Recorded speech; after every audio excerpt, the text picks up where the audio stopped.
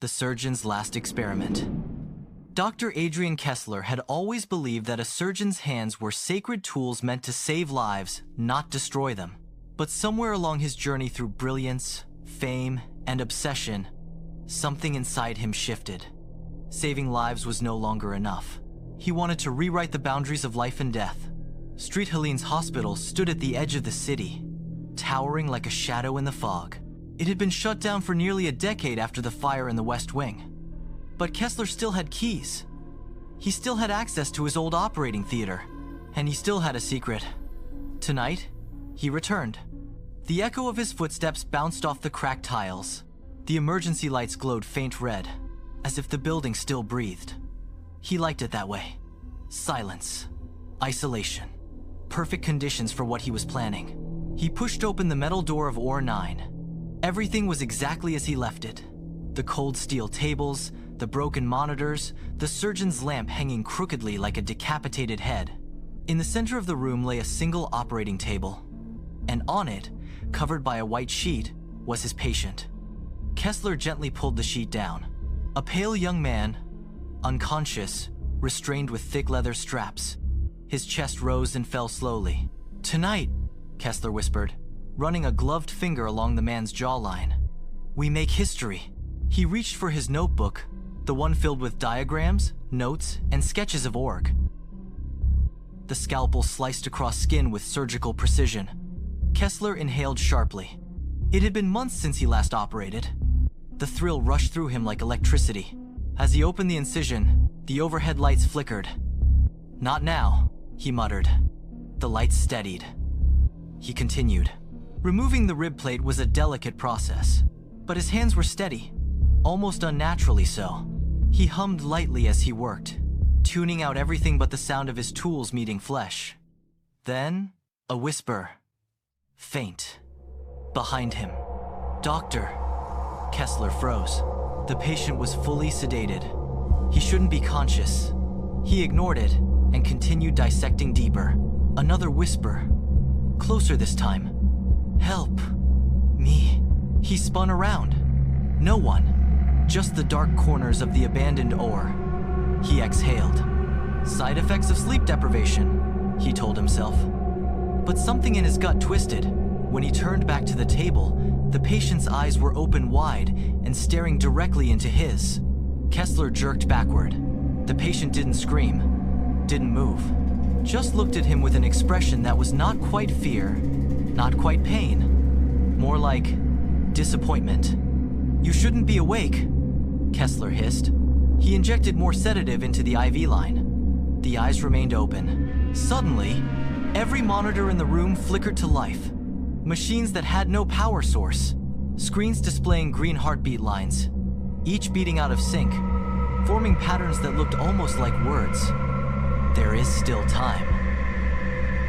"Stop." Kessler slammed his hand on the nearest screen. Hallucinations. Faulty wiring. But his voice shook. He turned back to the open chest cavity. The heart beat steadily. Too steadily. With each pulse, the room seemed to vibrate. Then the heart stopped.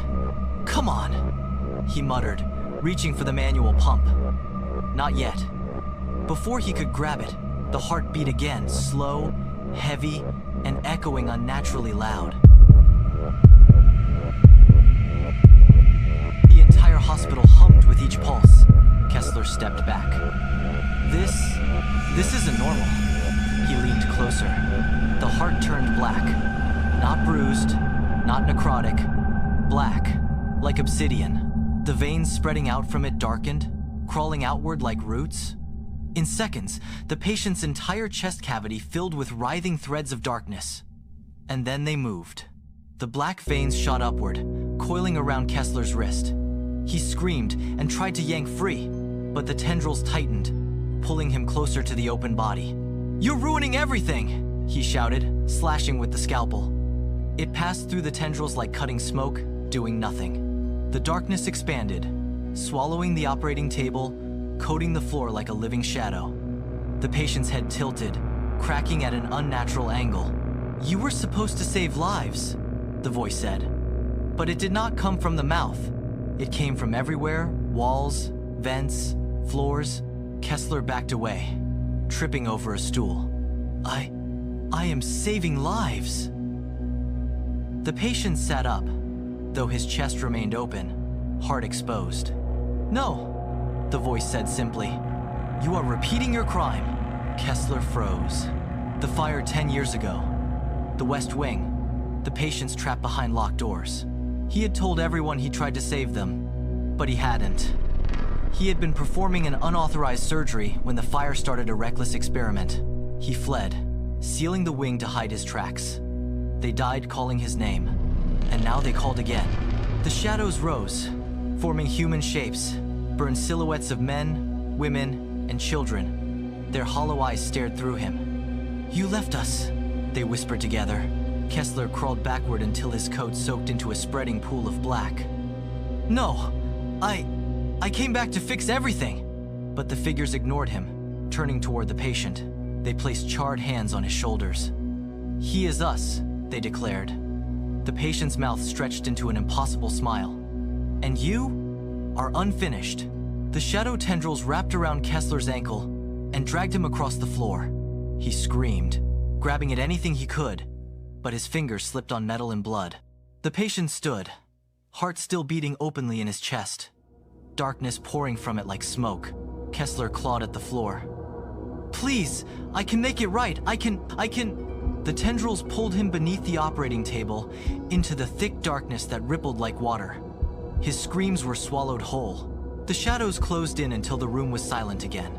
The patient lay back down on the table, eyes closing peacefully. The monitors powered down. The lights dimmed. Street Helene's hospital returned to silence, and OR9 waited patiently for the surgeon's next experiment. Or the next surgeon, whichever came first.